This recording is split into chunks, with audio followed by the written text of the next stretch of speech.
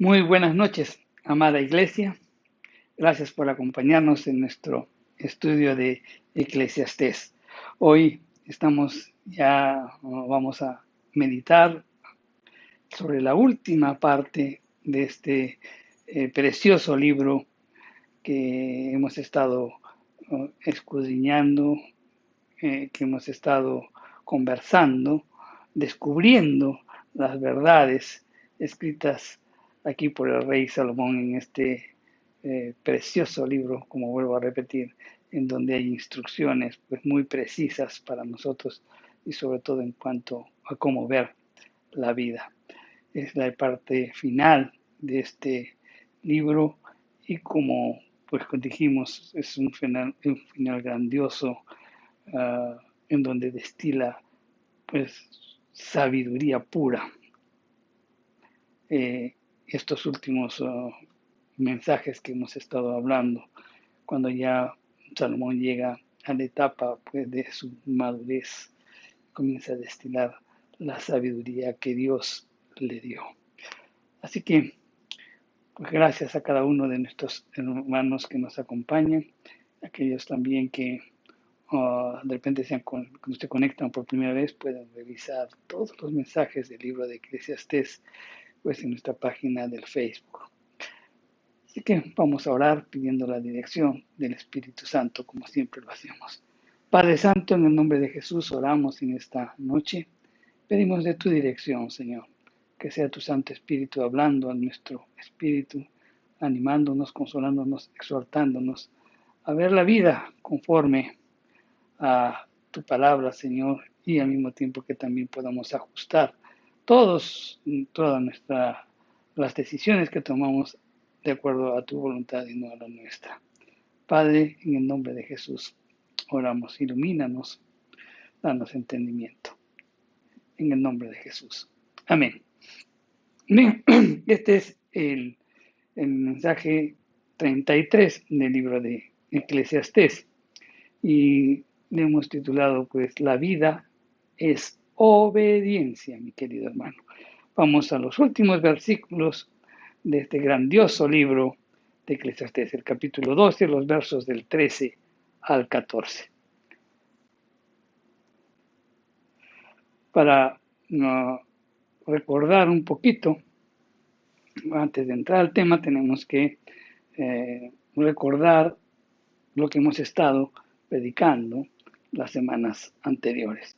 Entonces, en las semanas anteriores dijimos pues, que Salomón, preparándose pues para un final sobresaliente de este maravilloso libro de Eclesiastés, articuló pues algunos principios que abarca todo lo referente a la vida. Y estos principios pues debemos tomarlos siempre en cuenta. Él hace 4 amonestaciones finales referente a la vida y dice, la vida es incierta. Pues si la vida es incierta, entonces debemos abrazarla y debemos vivirla por fe. Esto está en el capítulo 11, los versos del 1 al 6, y eso ya lo hemos predicado, lo hemos enseñado. También otra de las cosas que dice Salomón, que la vida es corta. Y si la vida es corta, entonces tenemos que disfrutarla, ¿no? Obviamente, conforme lo que hemos estado enseñando. No se trata de vivir una vida pecaminosa, deliberada, en libertinaje. Tenemos que disfrutarla, pero de acuerdo a las normas establecidas por Dios. Eso está en el capítulo 11, el verso 7, hasta el capítulo 12, el verso 8. Salomón también afirma y dice, la vida es misteriosa. Y si la vida es misteriosa, entonces también tenemos pues que examinarla, ¿no? Y eso está en el capítulo 12, los versos del 9 al 12 que comentamos la semana pasada. Y termina diciendo Salomón, la vida es obediencia. Y si la vida es obediencia, pues tenemos que expresarla, ¿no? Tenemos que expresarla a través de nuestra vida. Y esto está en los versos del 13 al 14. Como dijimos, los 4 o los 3 primeros ya los hemos comentado y termina Salomón este libro pues manifestándonos la vida es obediencia. Y eso es lo que vamos a ver en esta noche. Así que vamos a revisar los últimos versículos de, eh, de este libro de Eclesiastés. Es del verso 13 y 14 del capítulo 12, el último capítulo de Eclesiastés. Y Salomón afirma y dice, el fin de todo el discurso oído es este: teme a Dios y guarda sus mandamientos, porque esto es el todo del hombre, porque Dios traerá toda obra a juicio, juntamente con toda cosa encubierta, sea buena o sea mala. Cuando estaba leyendo este versículo, me acuerdo mucho sobre una experiencia vivida, ¿no? Aconsejando o escuchando a muchas personas que obviamente tenemos la oportunidad de compartir. Ah, estos eran servidores del Señor, miembros del Señor. Uno de ellos era pastor, estaba con su esposa y su esposa pues fue a capacitar, fue a seguir un curso para ser edificado en el cuerpo de Cristo, pues, ¿no? Entonces, siempre en el ánimo de buscar más del Señor. Se fue a un curso de mujeres y regresó y estaba escribiendo y meditando la esposa sobre todo lo que aprendió en este curso. Y en ese curso, pues, tenía que presentar y decir, bueno, ¿qué bendición le darías a tu hijo? ¿Qué palabra de bendición le traías a tu hijo? Y ella meditaba al respecto. Entonces le preguntó a su esposo, y su esposo le diría, ¿qué consejo, qué bendición le podrías dar a tu hijo? ¿Qué palabras de bendición le podrías dar a tu hijo? Este hombre meditó, pensó y le dijo a su esposa, yo le diría y bendeciría a mi hijo de la siguiente manera: sé hombre, teme a Dios y guarda sus mandamientos. Y justamente de eso se trata este tema, ¿no?, que trata Salomón en los últimos versículos de su libro Eclesiastés. Uh, una de las cosas que tenemos que tomar en cuenta y nunca olvidarnos es que nosotros no somos dueños de nuestra propia vida, porque la vida es un don de Dios. Vamos a ver qué nos dicen las Escrituras en el libro de Hechos, en el capítulo 17, los versos del 24 al 28. ¿Y qué nos dicen las Escrituras? Nos dice, Dios que hizo el mundo y todas las cosas que en él hay, siendo Señor del cielo y de la tierra, no habita en templos hechos por manos humanas, ni es honrado por manos de hombres, como si necesitase de algo, pues él es quien nos da a todos vida y aliento y todas las cosas. Y de una sangre ha hecho todo el linaje de los hombres para que habiten sobre toda la faz de la tierra, y les ha prefijado el orden de los tiempos y los límites de su habitación, para que busquen a Dios y para que busquen a Dios si en alguna manera, palpando, pueden hallarle, aunque ciertamente no está lejos de cada uno de nosotros, porque en Él vivimos y nos movemos y somos, como algunos de vuestros poetas también han dicho, porque linaje suyo somos. Entonces, si todo lo que Él ha hecho es por Él y para Él, entonces nosotros somos mayordomos y somos mayordomos de nuestra vida. Y un día vamos a tener que rendirle cuentas a Dios que nos ha hecho, y nos ha hecho como un don, ¿no? Algunas personas pues están usando su vida, algunas personas, otras la están malgastando, otras están viviendo en un libertinaje total. Eh, unas personas están invirtiendo sabiamente su vida, dirigiendo su vida, y otras pues en una forma deliberada y también en una forma en libertinaje. Corrie ten Boom, que es una, es una escritora relojera, perdón un minutito, conocida pues esta escritora por brindar refugio a los refugiados nazis. Ella dijo, ah, la medida de una vida, después de todo, no es la duración, sino su donación. Si nosotros queremos que nuestra vida cuente, debemos cumplir 3 requisitos, nos dice Salomón. ¿Y cuáles son esos 3 requisitos que nos dice Salomón? En primer lugar, nos dice que debemos temer a Dios. Y eso está en el verso 13. Eclesiastés termina el libro donde comienza el libro de Proverbios, ¿no? Porque en Proverbios 1:7 nos da una exhortación a que temamos al Señor. Vamos a ver qué nos dice Proverbios 1:7. Dice, el principio de la sabiduría es el temor de Jehová. Los insensatos desprecian la sabiduría y la enseñanza. Entonces, ¿qué es el temor de Jehová?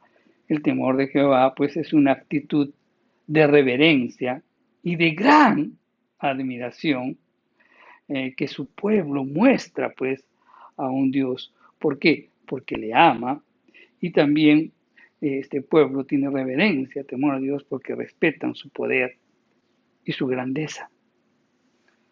La persona que teme a Dios prestará entonces atención a su palabra y la obedecerá.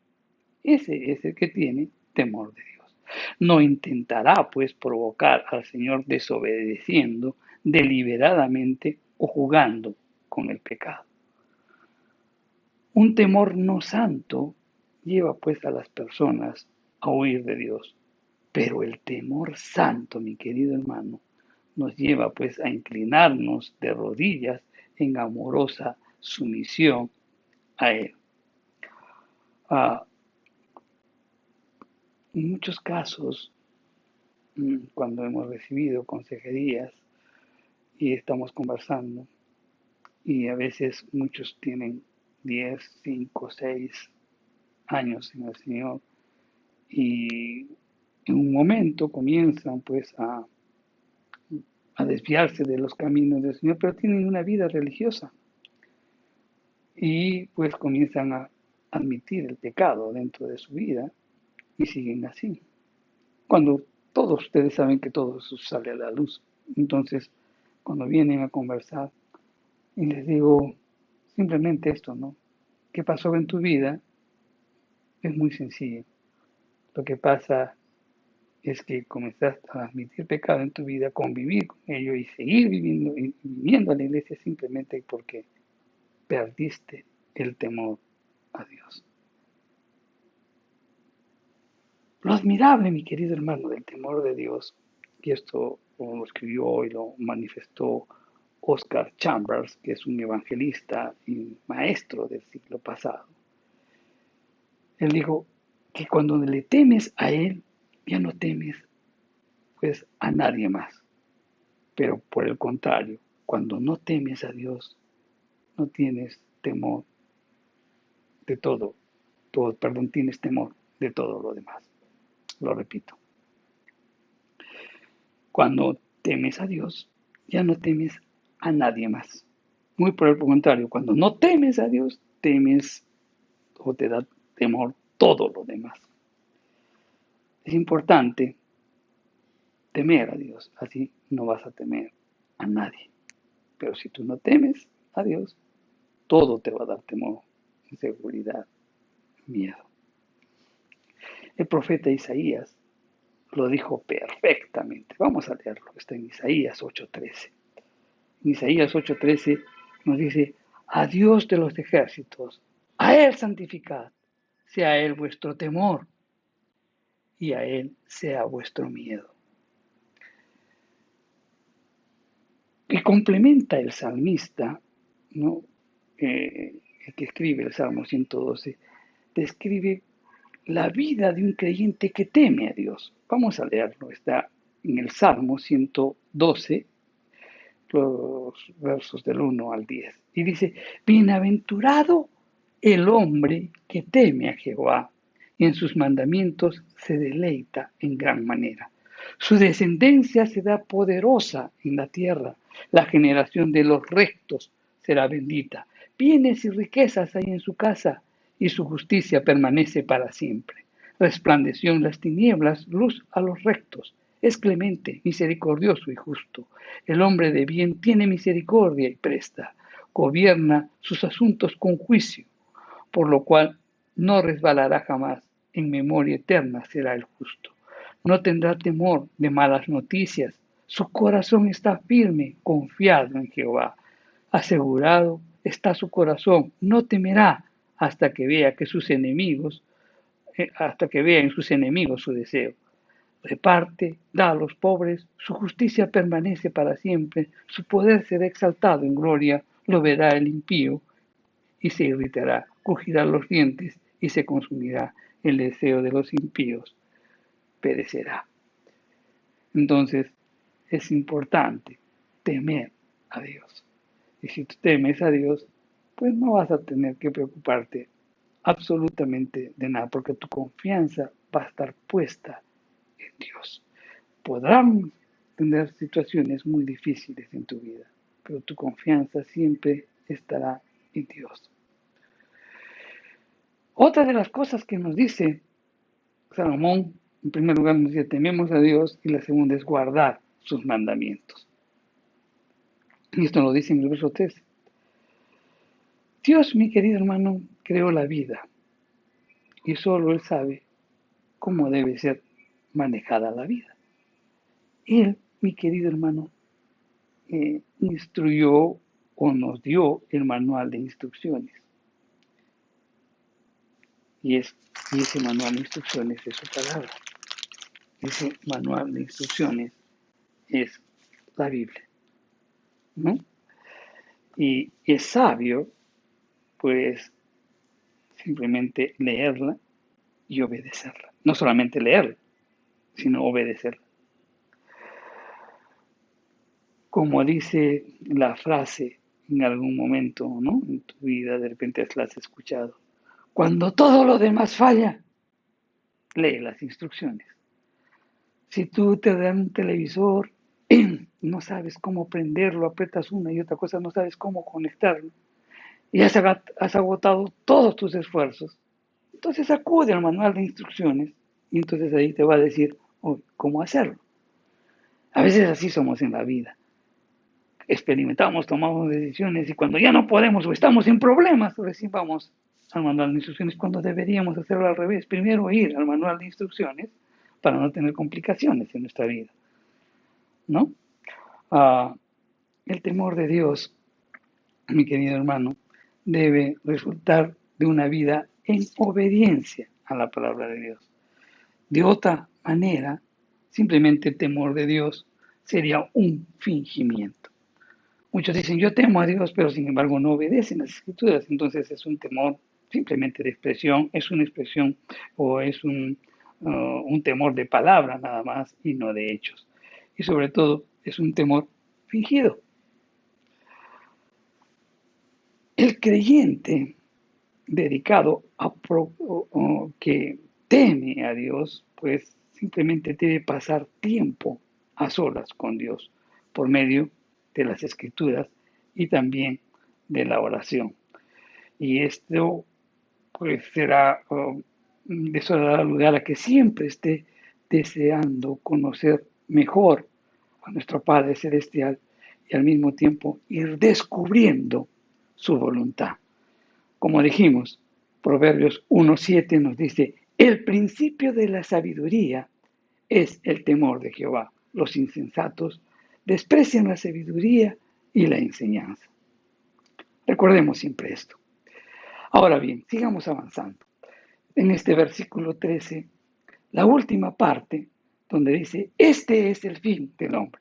O sea, temer a Dios y guardar sus mandamientos. Ese es el fin del hombre. Para entenderlo mejor, lo podríamos traducir como, este es el propósito de la vida. Temer a Dios y guardar sus mandamientos. Chapel Morgan, que era un evangelista, un pastor y maestro de la Biblia, perdón, del siglo pasado, él sugiere esta traducción. Este es el todo del hombre, ¿no? Muchas versiones contemporáneas de la Biblia lo describen de esta manera, también refiriéndose a este verso 13. La versión en inglés del mensaje revelador de la Biblia nos dice, el hombre es su totalidad, debe empezar con Dios y el todo del hombre es el temor de Dios. Todo empieza con el temor de Dios y guardar sus mandamientos. Ese es el propósito de nuestra vida. Cuando Salomón observó la vida debajo del sol, o sea, cuando observó la vida en la tierra, ¿no?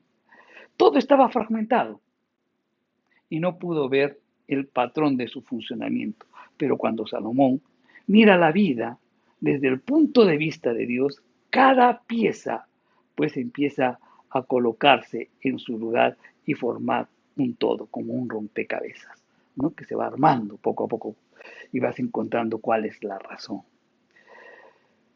Si el hombre quiere tener pues sentido y plenitud, debe empezar con Dios para poder así conocer cuál es el propósito de su vida. Salomón termina diciéndonos en el verso 14 que debemos prepararnos para el juicio final. Al justo y al impío, mi querido hermano, juzgará Dios. Eso lo dijo Salomón en el capítulo 13, el verso 17. Pero también Salomón expresó y dijo, pero sabe que sobre todas estas cosas te juzgará Dios, o sea, sobre todo lo que hagamos, nos va a juzgar Dios. Al hombre, mi querido hermano, muchas veces le puede parecer que se sale con la suya cuando, cuando está en pecado. Pero sabes, mi querido hermano, vendrá el día cuando cada pecado será expuesto y será juzgado justamente. Los que no han confiado en el Señor Jesucristo serán condenados para siempre. Charles Spurgeon dijo lo siguiente, el castigo eterno es un pensamiento que aplasta el corazón. Cuando uno piensa ello, pues si realmente tienes temor de Dios, va a aplastar tu corazón. Entonces vas a actuar adorando, glorificando, exaltando, rindiéndote al poderoso, al que te dio la vida. Cuando tú tienes a Dios en tu vida, cuando tú vas encontrando la razón de existir. Creo que es importante también señalar cuál es, por qué perdemos la razón de vivir. Simplemente porque no tenemos marcada nuestra identidad. ¿Qué es la identidad? La identidad es cuando tú sabes quién eres, cuando tú sabes cuánto vales, cuando tú sabes, pues, a dónde vas. Muchos de nuestros errores es justamente por eso, porque no teníamos clara nuestra identidad. No sabíamos quiénes éramos, cuánto valíamos. Y por eso es que nos hemos entregado muchas veces al pecado y hemos arruinado totalmente nuestras vidas, porque no sabíamos cuánto valíamos, ni tampoco a dónde íbamos. Por eso es importante nacer de nuevo. Por eso es importante conocer la obra de Jesucristo.